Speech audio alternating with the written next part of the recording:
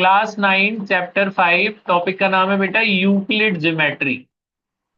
Euclid geometry, ध्यान से सुनेंगे। ये एक मैथमेटिशियन थे जिन्होंने ज्योमेट्री के बेसिक्स को इन्होंने डिफाइन किया कि जब ज्योमेट्री बनी या नॉर्मल जो आपकी ज्योमेट्री में कौन कौन सी टर्म्स यूज होती हैं उनको इन्होंने डिफाइन किया। उनके बारे में इन्होंने थोड़ा सा बेसिकली बताया। तो इन्होंने क्या क्या बताया उसके बारे में पढ़ते हैं। सबसे पहले इन्होंने बताया पॉइंट। पहली डेफिनेशन क्या है? पॉइंट। तो पॉइंट क्या होता है? अब आपको पता है कि भाई कोई भी पॉइंट, हम जैसे ये मैंने मार्क किया एक पॉइंट, तो पॉइंट हमें बताता है कि हमारी लोकेशन क्या है, हम किस जगह पे खड़े हैं, है ना। हमने जैसे कोऑर्डिनेट ज्योमेट्री किया, कोऑर्डिनेट ज्योमेट्री किया हमने, x axis y axis draw किया था, तो हम बोलते हैं जी हाँ कोई पॉइंट यहाँ है। तो उससे हमें पॉइंट से पता चलता है कि हमारी लोकेशन क्या है। कि हम जैसे कोई प्लेन उड़ रहा है हवा में, तो वो किसी पॉइंट पे है पर्टिकुलर, जैसे अब वहां पे तो कोई पता नहीं ना कि कौन सी जगह पे उड़ रहा है वो। तो उस पॉइंट से हमें उसके कोऑर्डिनेट्स पता चलते हैं, उसकी लोकेशन पता चल जाती है कि भैया इतने हाइट पे उड़ रहा है वो, इतने हाइट पर है, इतना आपका इतना इतने एंगल पे उड़ रहा है, इस जगह पे है। तो कोई भी पॉइंट हमें उसकी लोकेशन बताता है। इस पॉइंट का आपको पता है, अब इस पॉइंट का ना कोई लेंथ होगा ना कोई ब्रेड्थ होगा, ये तो एक डॉट है ना, इसकी ना कोई लेंथ है ना इसकी कोई ब्रेड्थ है। लेंथ ब्रेड्थ है इसकी? नहीं। ये क्या बताता है? आपकी लोकेशन बताता है कि आप स्पेस में हो कहां पे। तो पॉइंट क्या बताता है? पॉइंट हमें लोकेशन बताता है, ना इसकी कोई लेंथ होती है ना इसकी कोई ब्रेड्थ होती है। फिर दूसरा आ गया लाइन। ये सब यूक्लिड ने बताया है, जो जो मैं बता रहा हूं आपको। दूसरा लाइन। अब आपको पता है जैसे मैंने ये खींच दिया, बहुत सारे पॉइंट से मिलके क्या बन जाता है? लाइन। तो बहुत सारे पॉइंट को ज्वाइन करेंगे, कितने पॉइंट को ज्वाइन करोगे बताओ? Infinite point.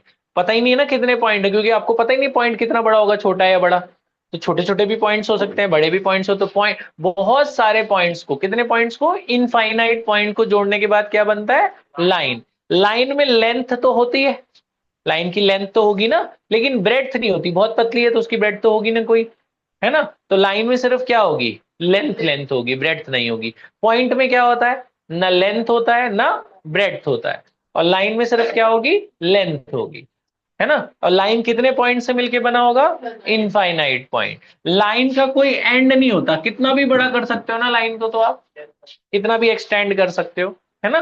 तो लाइन का कोई एंड नहीं होता बेटा। एक डिफरेंस है लाइन और लाइन सेगमेंट में।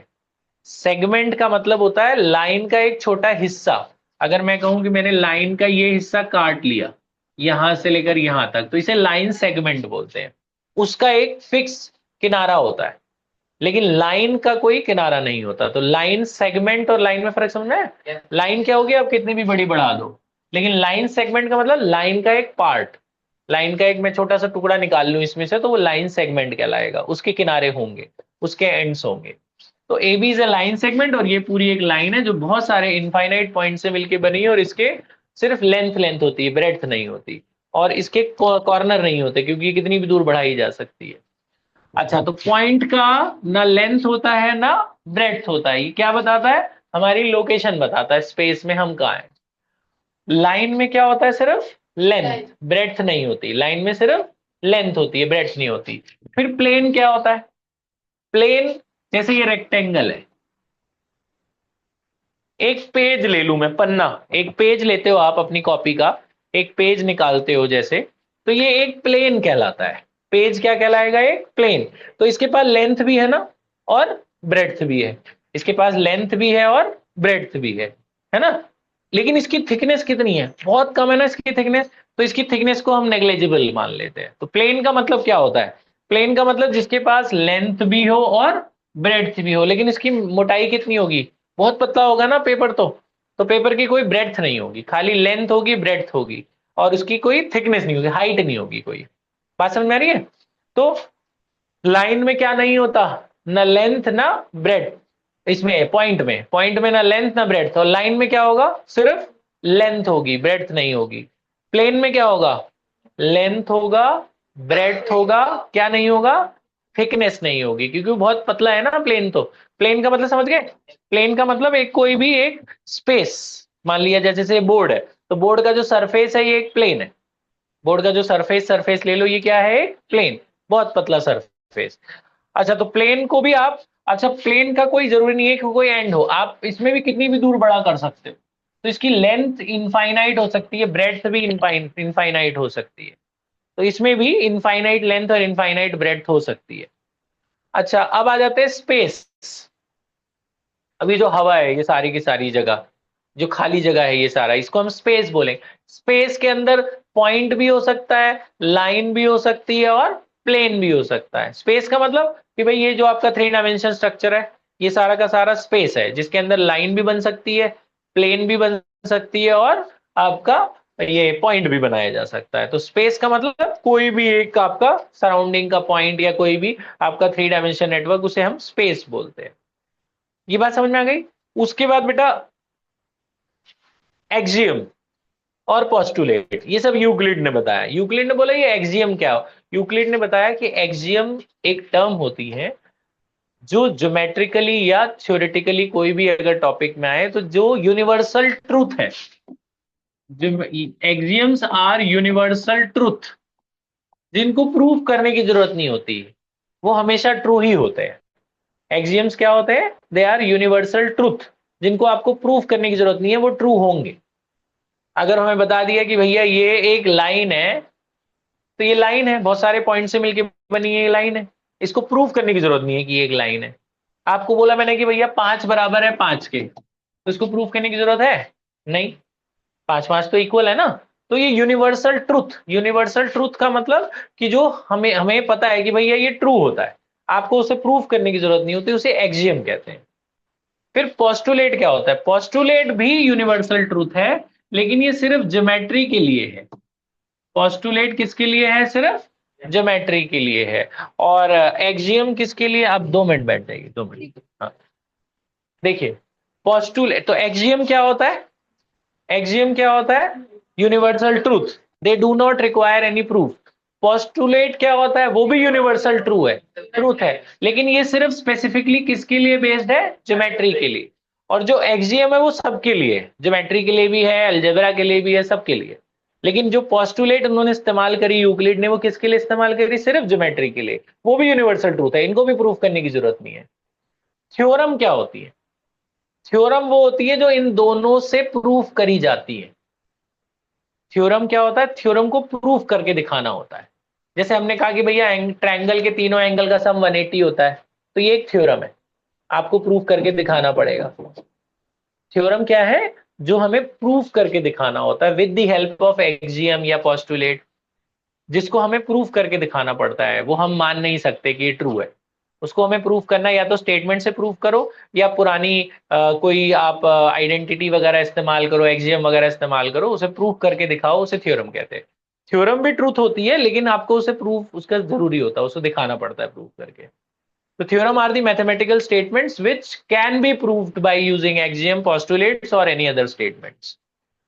उसके बाद यूक्लिड के 7 एक्सियम, यूक्लिड ने 7 एक्सियम दिए। पहला एक्सियम देखो, पहला एक्सियम क्या था? Things which are equal to same things are equal to one another, are equal to one another. मतलब इसका क्या है?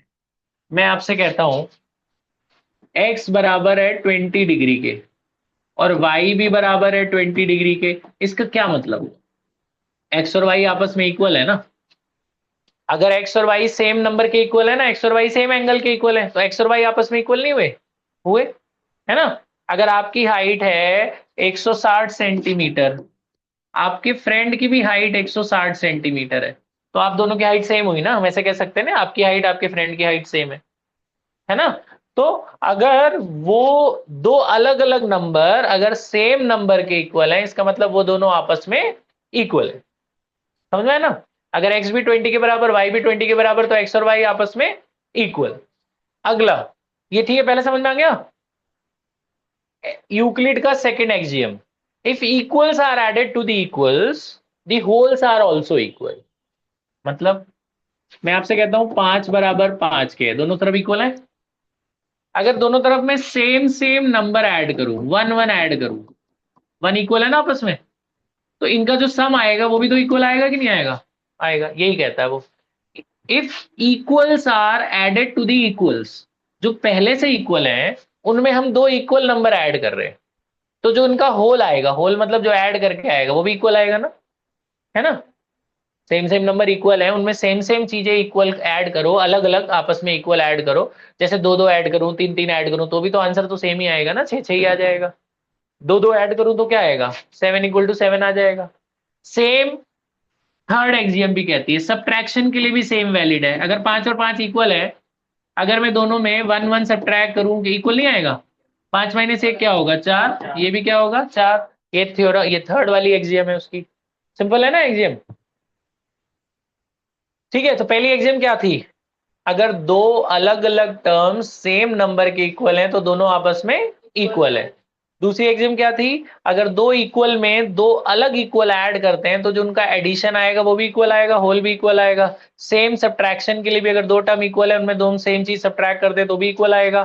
फिर ये चौथा क्या है, चौथा बेटा, अगर मेरा ये वाला हाथ मेरे दूसरे हाथ के ऊपर कोइंसाइड हो गया। कोइंसाइड का मतलब समझते हो, एक के ऊपर एक ओवरलैप हो रहा है, कहीं से कुछ एक्स्ट्रा नहीं दिख रहा ना, दोनों हाथ एक दूसरे को छुपा लिया ना, तो ये दोनों हाथ मेरे इक्वल है। लेकिन मैं अपना हाथ तुम्हारे हाथ पे करूं तो कोइंसाइड नहीं होगा, तो मेरा हाथ और तुम्हारा हाथ अलग अलग होगा ना लेंथ। तो कोइंसाइड का मतलब ये है बेटा, अगर एक लाइन है ए बी और एक लाइन अलग से है पी क्यू, इस लाइन को उठा के मैं इसके ऊपर रख दूं, इसने इसको पूरी तरह छुपा दिया ना, उसका कोई किनारा दिख रहा है ना इसका कोई किनारा अलग से दिख रहा है, एक्स्ट्रा नहीं दिख रहा कुछ भी। अगर ये उठा के इस पे रख दिया जाए, कोइंसाइड कर गए, कोइंसाइड का मतलब ओवरलैप कर गए, तो इसका मतलब है ए बी बराबर किसके है, पी क्यू के, तभी तो कोइंसाइड हो रहा है। अगर एक ज्यादा होती तो नहीं छुपती ना, इतना एक्स्ट्रा आ जाता ना, एक्स्ट्रा दिख जाता है इसका, है ना। तो अगर दोनों इक्वल हैं तो दोनों एक दूसरे के ऊपर ओवरलैप कोइंसाइड कर जाएंगी, वरना नहीं करेंगी। एक भी एक्स्ट्रा होगी तो दिखाई देगी ना एक्स्ट्रा वाली लाइन दूसरी, है ना। पूरी तरह एक दूसरे को छुपा दे तो ना उसका कोई कॉर्नर दिख रहा है ना उसका कोई एक्स्ट्रा दिख रहा है आपका, है ना। एक्स्ट्रा लेंथ किसी में नहीं दिख रही, तो इसका मतलब वो दोनों आपस में कोइंसाइड कर